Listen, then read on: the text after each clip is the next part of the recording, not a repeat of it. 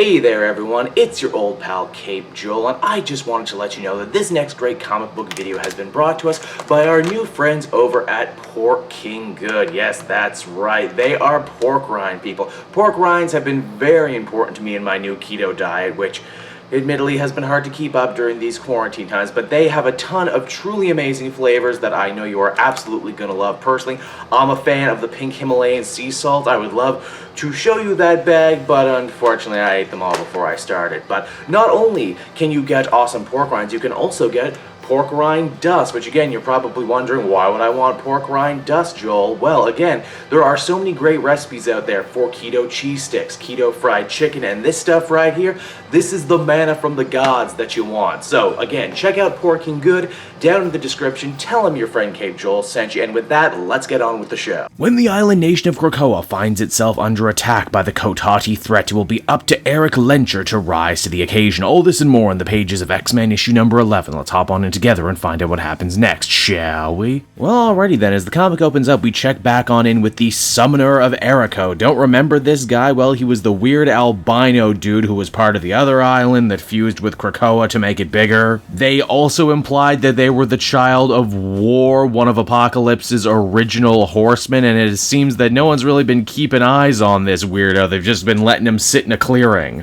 Anoli and a few of the other mutants who aren't tapped for team books decide to check him out and see what he's doing. He invites them to join a game, an ancient and creepy game, with rules most complicated and vague that do not seem to frighten the young mutants at all, even though I could not help but think of this scene right here. Yeah, but I'm playing Hello Kitty Island Adventure.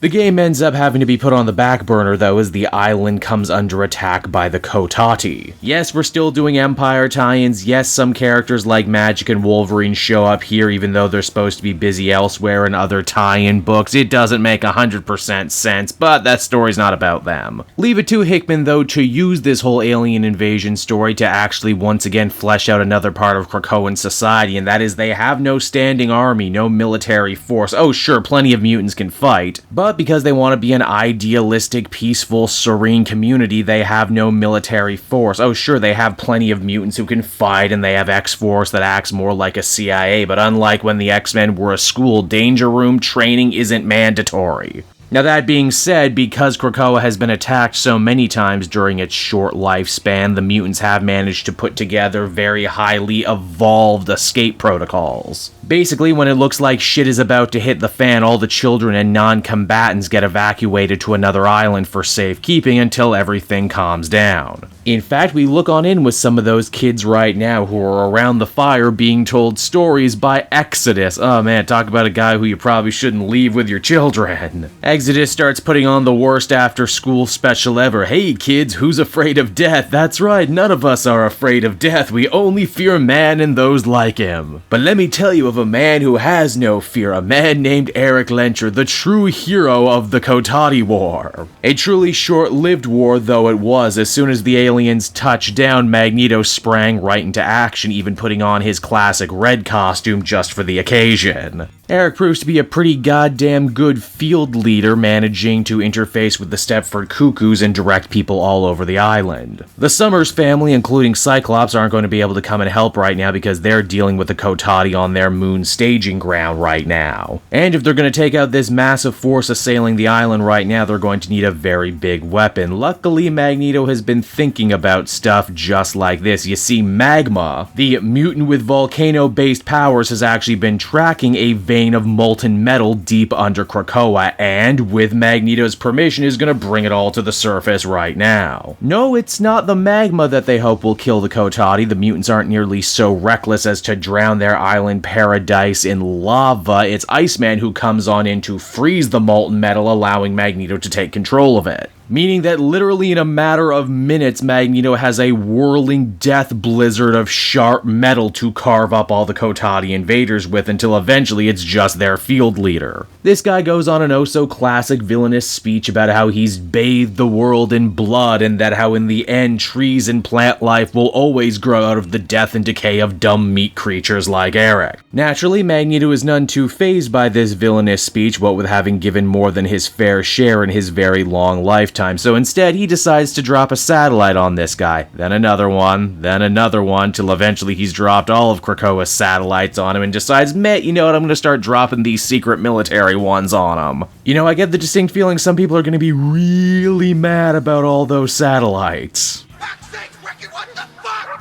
are you doing with the satellite?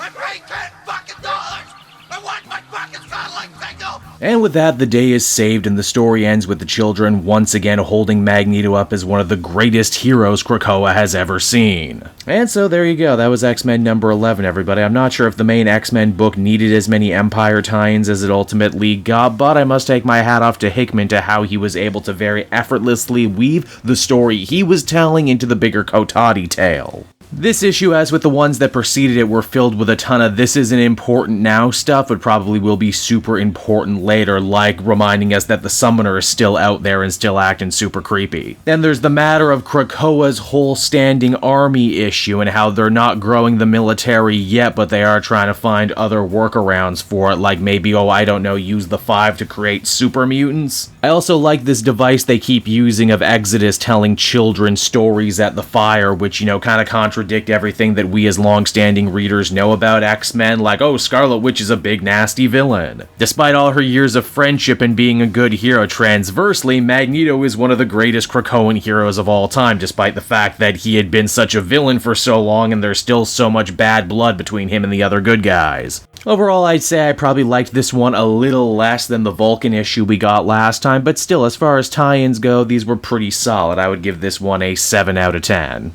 Hey there everyone, Cape Joel again, and I just want to thank you so much for watching to the end of the video. It means a lot to me. And hey, if you enjoyed the book I covered in this issue and want some comics of your own, might I recommend Book Depository? It's my #1 place for shopping for comic book trades. You get a great price, and if you use my link down in the description, you'll actually be helping me out at the same time. You get something, I get something, everybody wins, right? So until next time everyone, I've been Joel, and I will see you in the next video. Bye-bye.